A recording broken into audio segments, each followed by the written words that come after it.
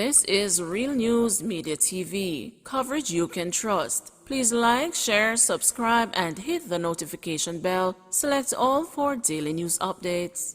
Northwest Clarendon residents block main road with trees. Residents of James Hill in Northwest Clarendon are staging a protest to air their frustration over what they are describing as poor road conditions. From as early as 3 a.m. on Monday, residents reportedly felled massive trees across the main thoroughfare, cutting off traffic in protest as part of their protest action. Residents told the news that they have not seen their Member of Parliament, Philip Henriquez, despite attempts to do so, therefore they are taking action. Public health expert wants more public education. Public health expert Dr. Alverston Bailey is urging the government to engage in a more aggressive public education drive in respect of monkeypox in Jamaica to prevent a spike in cases of the viral disease. The health authorities have so far confirmed 14 cases of monkeypox, with 12 of them being locally transmitted and 2 imported.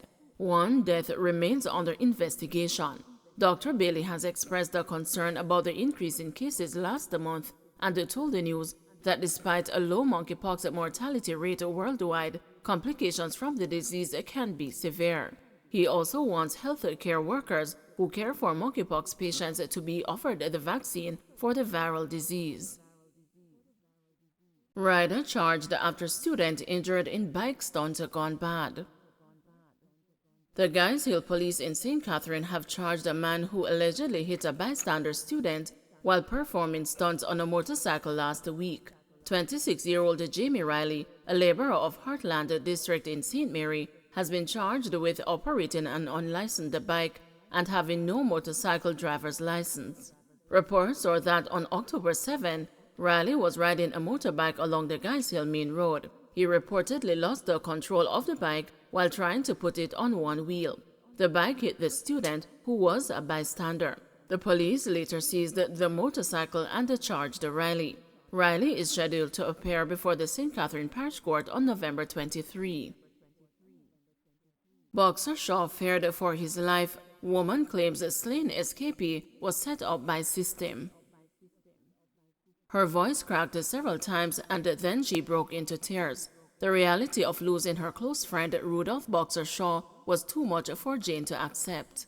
She said that while the 30-year-old was no angel, he was never the beast that the police made him out to be. In fact, she said that politicians from both sides of the fence were associated with him. I remember one time somebody tell him to watch him friends them because them never like him. Politicians from both sides used to derone him enough, she claimed. The police described Shaw as a long-time staple of the most wanted list in the divisions of St. Catherine North and the St. Catherine South. He was charged with 2 counts of murder, 2 counts of wounding with intent, illegal possession of firearm and ammunition, and absconding bail. At the time of escaping custody, he was awaiting his next court date on October 12. The murder accused was killed by operative from the Jamaica Constabulary Forces Counter-Terrorism and Organized Crime Investigation Branch at a guest house off Malines Road in St. Andrew on Saturday, 2 days after he escaped from custody at the Kingston Central lockup. I am not going out to stay here tonight and pretty up things to say he was an angel, but Shaw helped a lot of youth, a tearful Jane told the news via telephone yesterday.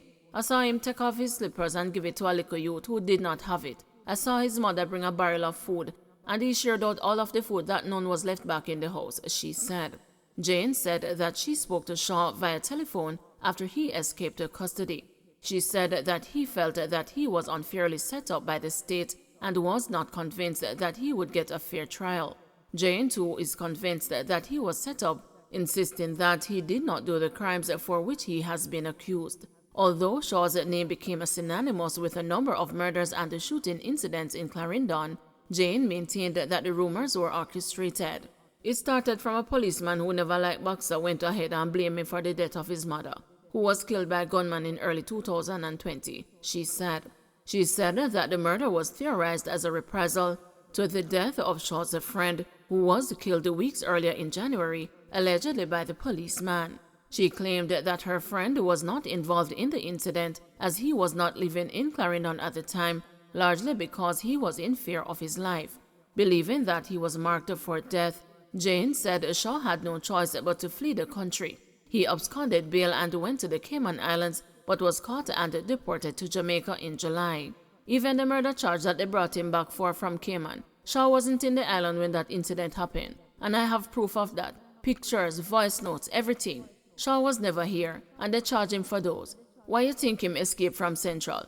Shaw escaped from Central because they isolated him in a maximum security area for a month, and he was in fear of his life for the next court date, said Jane. While law enforcement officials labeled Shaw as a dangerous man, Jane said she did not see those characteristics in him. She said, however, that he made some bad decisions that eventually cost him his life. If him did just listen to his mom, then maybe what happened wouldn't happen. Or maybe what they put his name on wouldn't happen. When he went away and lived in Mandeville, and we told him not to come back to Longville, if him did listen from then, maybe he would be in a better place today, she said. Jane said that her last conversation with Shaw took place several minutes before he was killed during an alleged confrontation which led to his death. Him sent me a couple texts to show me his swollen foot, because when he was escaping from the cell, he said he had to jump over barbed wire fencing at the back of the station, but he fell hard and dislocated the bone in his right ankle. He told me that he was getting rest because the doctors gave him medication for the injury, she said. Road deaths surpasses 350 mark. With more than 350 road traffic fatalities recorded in Jamaica since the start of the year, there is renewed appeal for Jamaicans to exercise greater care as they traverse the roadways. Minister of Transport and Mining Audley Shaw said that operators of motor vehicles must obey the road code and drive for life at all times. We must stem the tide of traffic crashes that continue to negatively permeate the socio-economic fabric of our society, he said. The minister was addressing a ceremony held at his Maxfield Avenue offices in St. Andrew last Friday for the signing of a memorandum of understanding to facilitate the training of operators in the public transport sector under the Team Jamaica program. Data from the Road Safety Unit indicate that 352 persons died as a result of traffic crashes as at October 7. Motorcyclists account for 30% of road deaths and the pedestrians account for another 20%. A staggering 487 persons died on the roads in 2021. Informal settlements rooted in historical exploitation, says experts. In the wake of the controversial demolition of houses in an informal settlement near Clifton in Bernard Lodge, St. Catherine last week, one prominent sociologist is arguing that this matter continues to be a socio-economic issue for post-independent Jamaica.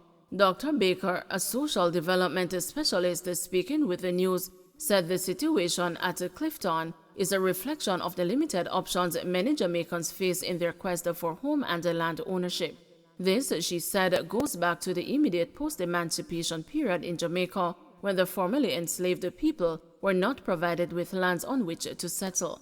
In light of that unresolved disadvantage, she said, many citizens remain at the mercies of the political parties. We're still here because we haven't addressed a couple of really important situations. Let me start out by saying that there's the Professor Tindika Rukayo, who was at UWI, did an excellent, comprehensive study of squatting in Jamaica, up to date, because there have been previous ones and so on.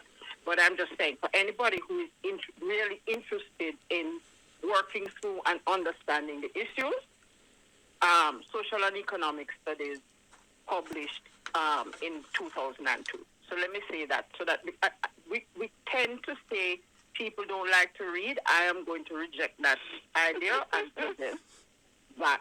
That's one. Secondly, I would want to say that I definitely agree with Nicole. And really, to talk about housing is to set you on the wrong path from day one.